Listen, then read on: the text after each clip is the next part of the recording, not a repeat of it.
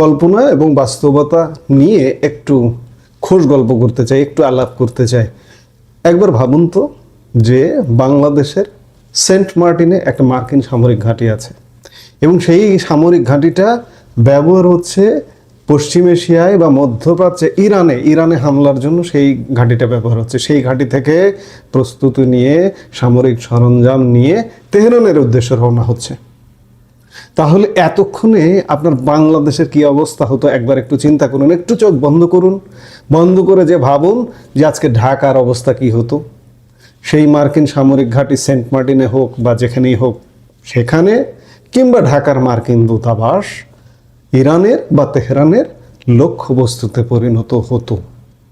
সেটা এখনো হয়নি, কিন্তু ভবিষ্যতে যে হবে না এই নিশ্চয়তা দেওয়া যাচ্ছে না।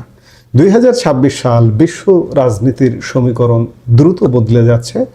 সম্প্রতি অনুমোদিত হয়েছে, এই জানুয়ারি মাসে অনুমোদিত হয়েছে যুক্তরাষ্ট্রের সামরিক বাজেট, যার পরিমাণ শুনলে যে কেউ চমকে উঠবে। 901 বিলিয়ন ডলার। এই বিশাল অর্থ দিয়ে আমেরিকা আসলে কি করতে চায়? 2027 সালের জন্য ট্রাম্প প্রশাসন এটিকে বাড়িয়ে দিয়ে 66% বাড়িয়ে দিয়ে 1.5 ট্রিলিয়ন ডলার অর্থাৎ 1,500 বিলিয়ন ডলার সামরিক বাজেট করতে চায়। এগুলো আসলে এই টাকাগুলো কি করতে চায় আপনি চিন্তা করুন। 901 বিলিয়ন ডলার। বাংলাদেশ তো দূর কি বাত, বাংলাদেশের অর্থনৈতিক বাজেট চলতি অর্থ বছরে 7,90,00,000 টাকা, এটা 65 বিলিয়ন ডলারের মতো। সেখানে ভারতের কথা চিন্তা করুন, ভারতও এই 901 বিলিয়ন ডলারের বাজেট ছুঁতে পারেনি। গত 1 ফেব্রুয়ারি ভারতের বাজেট ঘোষিত হয়েছে, সেটি 53 লক্ষ কোটি রুপির মতো। সেটিও 630 বিলিয়ন ডলারের মতো। তাহলে চিন্তা করুন 901 বিলিয়ন ডলার মার্কিন সামরিক বাজেটকে ছোঁয়া ভারতের মতো বিশাল দেশও ছুঁতে পারে না। এই যে এই অর্থ, এই টাকা, এই পয়সা কোথায় ব্যয় হয়? সারা পৃথিবীর সামরিক ঘাঁটির জন্য ব্যয় হয়, তাদের নিজের দেশের সামরিক ঘাঁটি, সামরিক স্থাপনার জন্য ব্যয় হয়। এবং এই যে মার্কিন যুক্তরাষ্ট্রের সামরিক ঘাঁটি মধ্যপ্রাচ্যে একটা খুব বড় অংশ জুড়ে আছে, জালের মতো ছড়িয়ে ছিটিয়ে আছে মধ্যপ্রাচ্যের দেশগুলোতে। অন্যদিকে ইরান যুদ্ধ বিশ্বকে নতুন করে ভাবাচ্ছে। প্রশ্ন উঠছে, পশ্চিম এশিয়ায় কি তবে মার্কিন আধিপত্যের সূর্য স্তমিত হতে চলেছে? ইরান, এই যে ইসরায়েল, মার্কিন যুক্তরাষ্ট্র ত্রিমুখী যুদ্ধ গত 28 ফেব্রুয়ারি থেকে যে চলছে, এটি 15 দিন পেরিয়ে গেছে এবং এই যুদ্ধটা তুমুল থেকে তুমুল যুদ্ধ হচ্ছে। এবং ইরানের লক্ষ্যবস্তুতে মার্কিন যে সামরিক ঘাঁটিগুলো আছে মধ্যপ্রাচ্য জুড়ে, মার্কিন দূতাবাসগুলো আছে, কোনো কিছু বাদ যাচ্ছে না, সব কিছু ধ্বংস করে দিচ্ছে।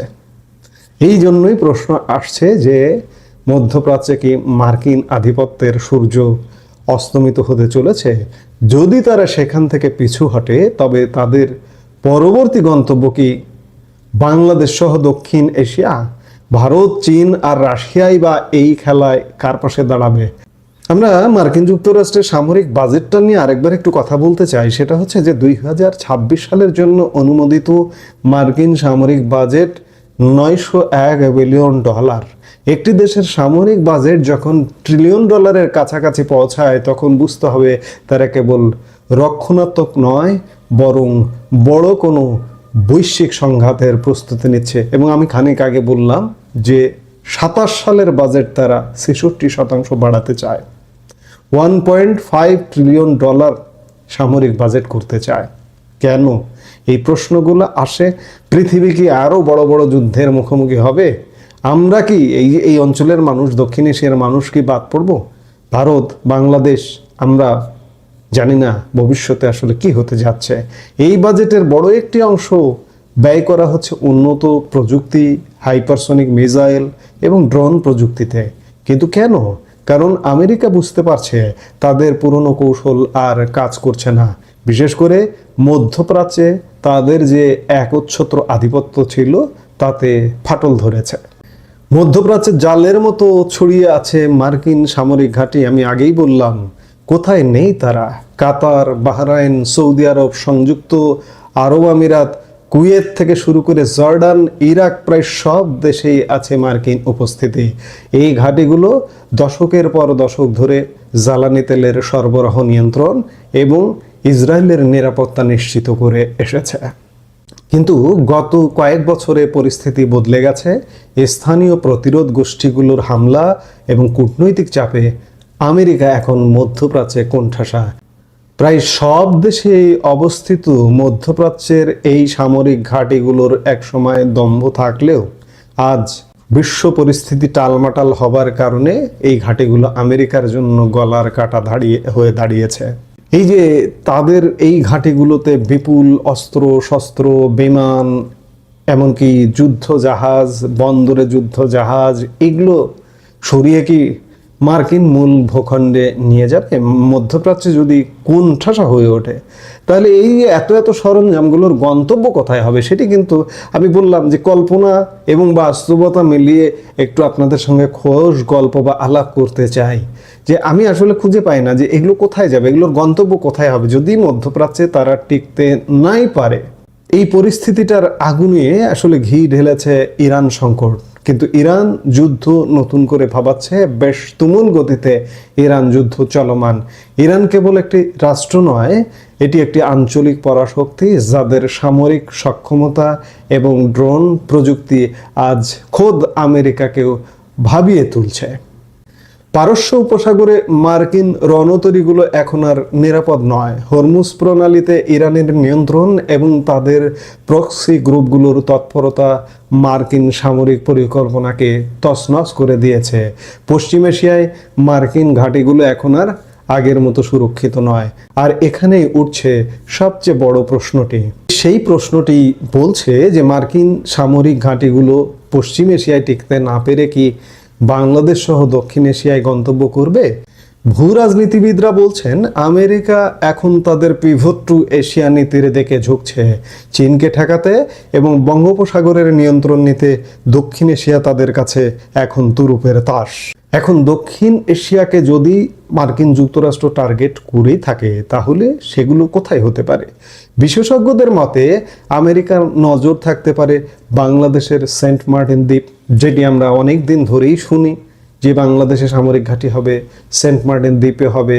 এই যে আমাদের দেশে যে বিগত যে সরকারটি ছিল সেই সরকারটি সেন্ট মার্টিন নিয়ে নানা রকম নাটকীয় ঘটনা ঘটালো, যার দরুন আলাপটা আরো ঘন হয়েছে। এখন আমেরিকার নজর থাকতে পারে সেন্ট মার্টিনে বা কৌশলগত কোনো উপকূলীয় অঞ্চলে। এছাড়া ভারতের আন্দামান নিকোবর দ্বীপপুঞ্জের কথা কখনো কখনো শোনা যায়, বা শ্রীলঙ্কার বন্দরেও তারা আধিপত্য বিস্তারের চেষ্টা করতে পারে। তবে বাংলাদেশের মতো একটি স্বাধীন সার্বভৌম দেশে সামরিক ঘাঁটি স্থাপন করা কতটা সহজ হবে তা নিয়ে বড় ধরনের বিতর্ক রয়েছে। কারণ দক্ষিণ এশিয়ার জনগণের সেন্টিমেন্ট বরাবরই বিদেশি সামরিক উপস্থিতির বিপক্ষে। সেটা ভারত বলুন, বাংলাদেশ বলুন, শ্রীলঙ্কা বলুন, কেউ এই অঞ্চলে বিদেশি শক্তির কোনো সামরিক ঘাঁটি হোক এখনো পর্যন্ত মাইন্ড সেটআপটা তৈরি হতে পারেনি। মধ্যপ্রাচ্য বা পশ্চিম এশিয়ার জনগণ যখন জন্মেই দেখে যে আমাদের এখানে সামরিক ঘাঁটি আছে মার্কিন যুক্তরাষ্ট্রের, তাদের মাইন্ড সেটআপটা সেইভাবে তৈরি হয়। কিন্তু আমাদের এই অঞ্চলের মাইন্ড সেটআপ এখনো পর্যন্ত তৈরি হয়নি। আমেরিকার এই সম্ভাব্য স্থানান্তর কি বিনা চ্যালেঞ্জে ছেড়ে দেবে অন্য পরাশক্তিরা? রাশিয়া, চীন, ভারতের ভূমিকা কি হবে এক্ষেত্রে? চীন কখনোই চাইবে না তাদের বাড়ির পাশে বা মালাক্কা প্রণালীর কাছে মার্কিন ঘাঁটি তৈরি হোক। তারা বিআরআই প্রকল্পের মাধ্যমে এই অঞ্চলে অলরেডি বিশাল বিনিয়োগ করে রেখেছে। আমেরিকার যে কোনো পদক্ষেপ চীন সামরিক ও অর্থনৈতিকভাবে মোকাবেলা করবে। রাশিয়া বর্তমানে ইউক্রেন ও মধ্যপ্রাচ্যে ব্যস্ত থাকলেও দক্ষিণ এশিয়ায় আমেরিকার প্রবেশকে তারা তাদের নিরাপত্তার জন্য হুমকি মনে করে।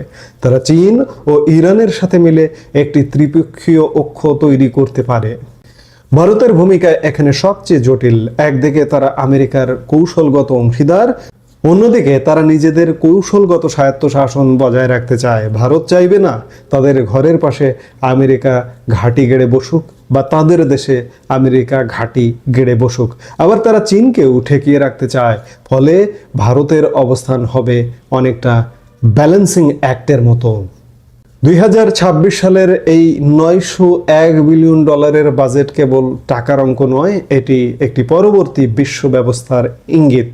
মধ্যপ্রাচ্যের রণক্ষেত্র থেকে দক্ষিণ এশিয়ার শান্ত জলরাশিতে যুদ্ধের দামামা বেজে উঠবে কিনা তা নির্ভর করছে দেশগুলোর নেতৃত্বের ওপর। বাংলাদেশ কি পারবে তার নিরপেক্ষতা বজায় রাখতে? ভারত কি পারবে তার সার্বভৌমত্ব রক্ষা করতে? আর চীন রাশিয়া জোট কি আমেরিকার এই অগ্রযাত্রাকে রুখে দিতে পারবে? সময় তার